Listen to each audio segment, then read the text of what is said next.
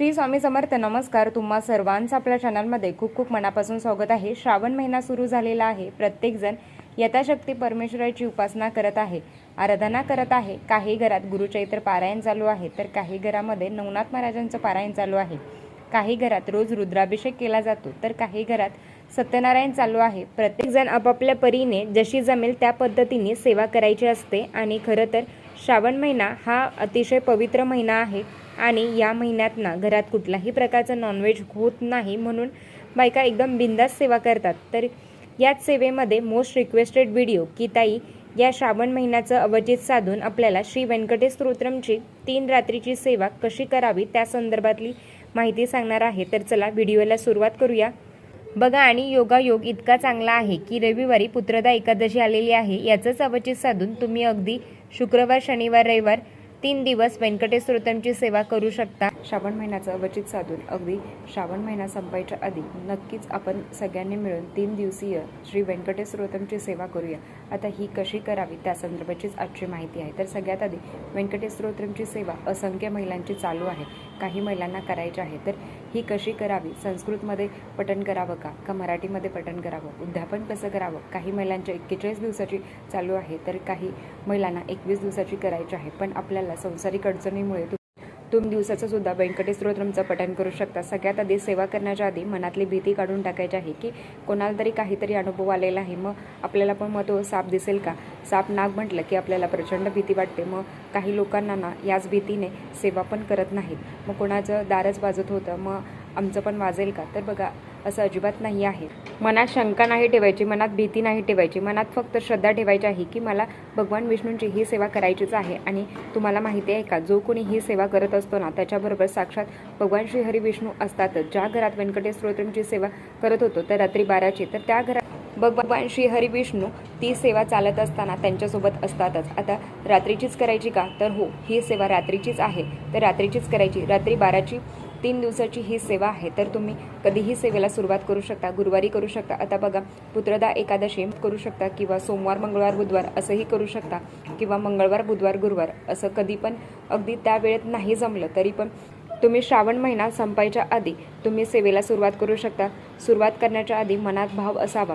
तर आता सेवेच्या आधी एक छोटीशी कहाणी आहे, तुम्हाला सांगते. व्यंकटेश स्तोत्रम आहे तर देवीदासाने विरचित आहे. देवीदासाने हे व्यंकटेश स्तोत्रम रचलेलं आहे. देवीदास हे भगवान विष्णूंचे एक भक्त होते. त्यांच्या घरात 18 वर्ष दरिद्री होती आणि त्यांनी भगवान विष्णूंची सेवा करावी म्हणून त्यांनी सेवेला सुरुवात केली.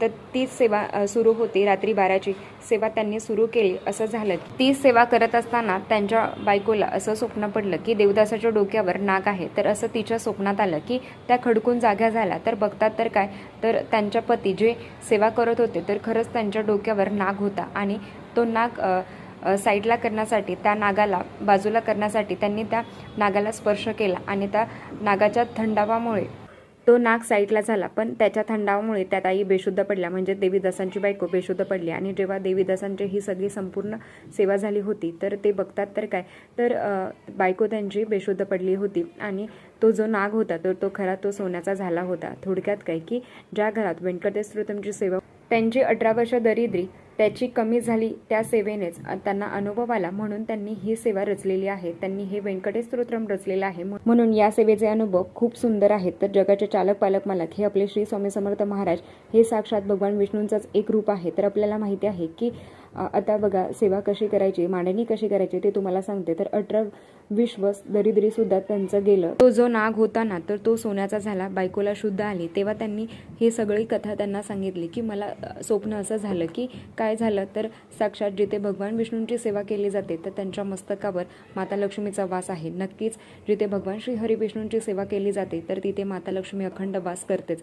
आता मांडणी कशी करायची बघा, समजा आज सेवेला सुरुवात करायची आहे तर मला बघा, मी काय करणार, तर सकाळी केंद्रात जाणार, केंद्रात नारळ खडी साखर ठेवणार, महाराजांना विनंती करणार, किंवा भगवान बालाजीच्या मंदिरात जा, तिथे विनंती करा की मी अशा अशा अडचणीमुळे मी सेवा करत आहे. तर बघा, स्वतःचं घर व्हावं, तुमच्या आर्थिक अडचणी आहेत किंवा शारीरिक मानसिक कष्ट आहेत, जगाच्या पाठीवर काही अडचण असेल तरी सुद्धा तुम्ही व्यंकटेश स्तोत्रमची सेवा केल्याने त्याचा अनुभव येतोच. आता आज मी बघा रात्री 12 वाजता सेवेला बसणार आहे. तर मी सकाळी काय करणार आहे, तुमच्या घरात भगवान विष्णूंचा फोटो असेल तर ठेवू शकता, भगवान विष्णूंची मूर्ती असेल ठेवू शकता, बाळकृष्णांची मूर्ती असेल ती ठेवू शकता, पांडुरंगाची मूर्ती असेल ती ठेवू शकता. जसं 12 ज्योतिर्लिंग आहे त्यात पद्धत भगवान श्री हरी विष्णूंचे 8 रूप आहेत, त्याच्यामध्ये एक आहे ते व्यंकटेशांचं आणि एक रूप आहे तर ते आहे आपल्या विठ्ठलांचं. म्हणून सांगते की तुमच्या घरात जर विठ्ठलांची मूर्ती असेल तरी ती सुद्धा तुम्हाला ठेवायची आहे.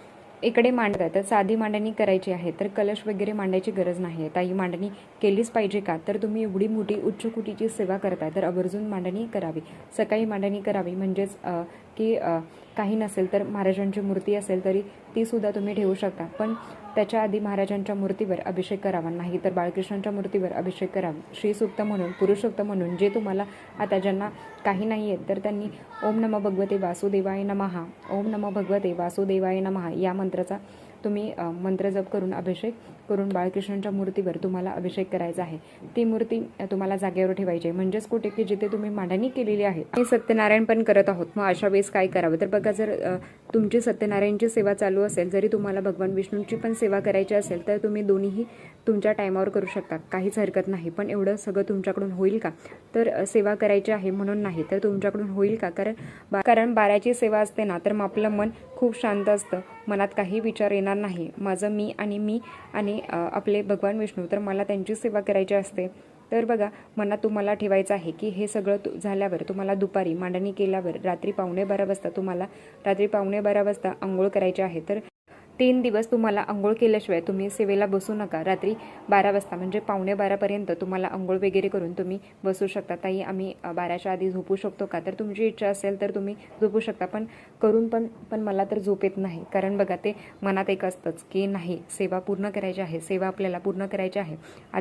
कधी असं होतं ना की आपल्याला बघा झोप लागते आणि ते डायरेक्ट सकाळी जाग येते, म्हणून 3 दिवस तरी तुम्ही रात्री झोपण्याचा प्रयत्न करू नका. मग सेवा झाल्यावर तुम्ही झोपू शकता. आता दुपारी मांडणी करून झाल्यावर रात्री 12 वाजता जर बघा निळं वस्त्र असेल तर आपल्याला घरात निळं वस्त्र टाकून छानपैकी मांडणी ही पूर्वेकडे करा, नाही तर तुम्ही पश्चिमेकडे करा.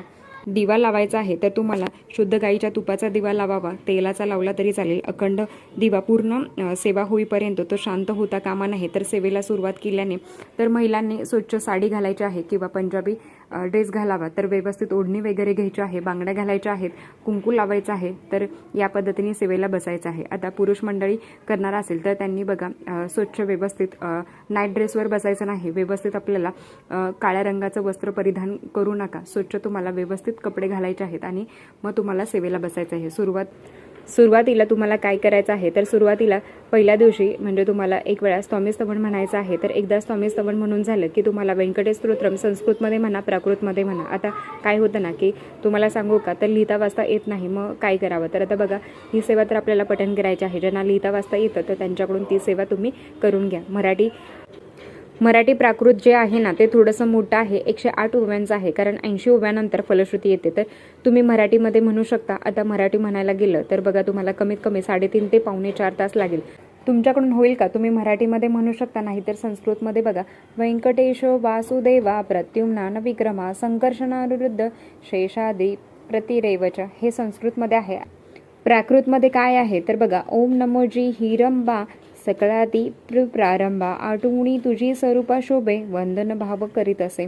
तर हे बघा हे मराठीमध्ये आहे. आता संस्कृतमध्ये आहे, जर ते तुम्हाला म्हणायचं असेल तर बघा ते नित्यसेवेच्या पुस्तकामध्ये आहे. सुरुवातीला 1 ते 8 ओळीपर्यंत तुम्हाला म्हणायचं आहे आणि 9व्या ओळीनंतर फलश्रुती आहे. आता 21 वेळा जर तुम्हाला पठण करायचं असेल तर सुरुवातीला 20 वेळा तुम्हाला 1 ते 8 ओळीपर्यंत म्हणायचं आहे आणि 21व्या वेळी तुम्हाला सगळं म्हणायचं आहे, कारण 9व्या ओळीनंतर फलश्रुती आहे. आणि हे तुम्हाला कुठलं सांगितलं आहे संस्कृतमध्ये.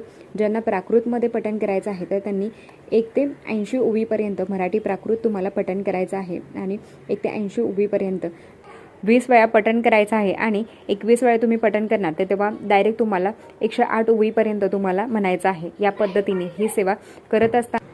आता मी कसं करते, तर 21 काड्यापेटीच्या काढून ठेवते आणि एकदा ती वाचून झालं की ती साईडला करायची आहे. तर असं लक्षात राहतं, मग कसं ना ते आपल्याला लक्षात राहतं.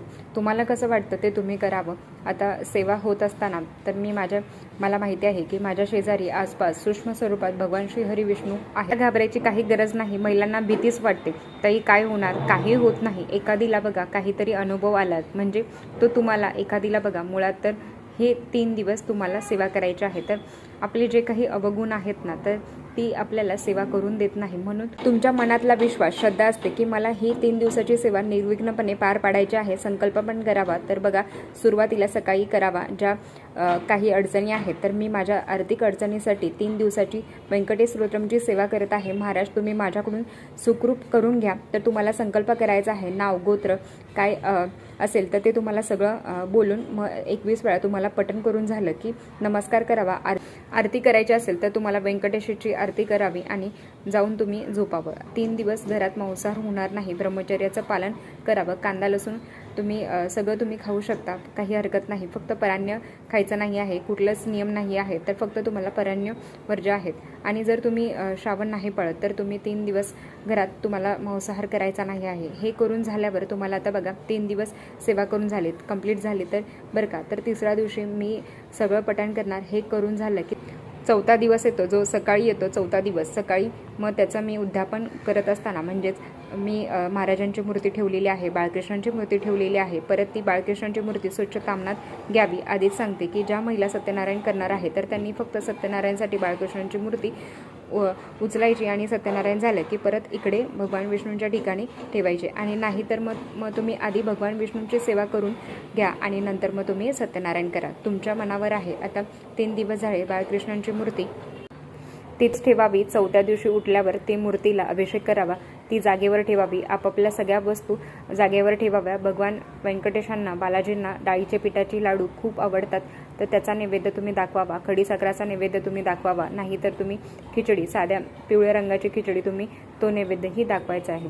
तर ह्या दिवशी बघा दान करायचं असतं. दान करत असताना योग्य व्यक्तीला दान करावं. तुम्हाला खिचडी पण तुम्ही भरपूर केली असेल तर तुम्ही ते दान करू शकता. एखाद्या मंदिरात जाऊन तुम्ही बघा दान करू शकता. गुरुजी भेटले तर अतिशय उत्तम. नाही तर मग तुम्ही एखाद्या गरजूला तुम्ही दान करावं. तर कुठल्या ना कुठल्या रूपात बघा ते येऊन भगवान विष्णू किंवा भगवान बालाजी तुमची सेवा तुम्ही केलेली अन्न ग्रहण करतील. म्हणून ज्याला गरज आहे त्याला तुम्ही दान करावं. तुम्ही शिदाही दान करू शकता. तर त्याच्या घरात 1 टायमाचं अन्न आपल्या अन्नाद्वारे शिजलं जाईल, तर एवढं तुम्ही दान करावं. नाहीतर गरीबाला तुम्ही दान करू शकता. तर या पद्धतीने साधी सोपी उद्यापन तुम्हाला करायचं आहे. तर या सेवेचे अनुभव खूप आहेत. तर ताई, आम्ही 3 दिवसाची सेवा केली, आम्ही 21 दिवसाची सेवा केली, मला अनुभव आला नाही. तर तुमची कधीच कुठली सेवा वाया जाणार नाही. तर 3 दिवसात अनुभव आलेला नाही म्हणजे सेवा झाली नाही असं नाही होत.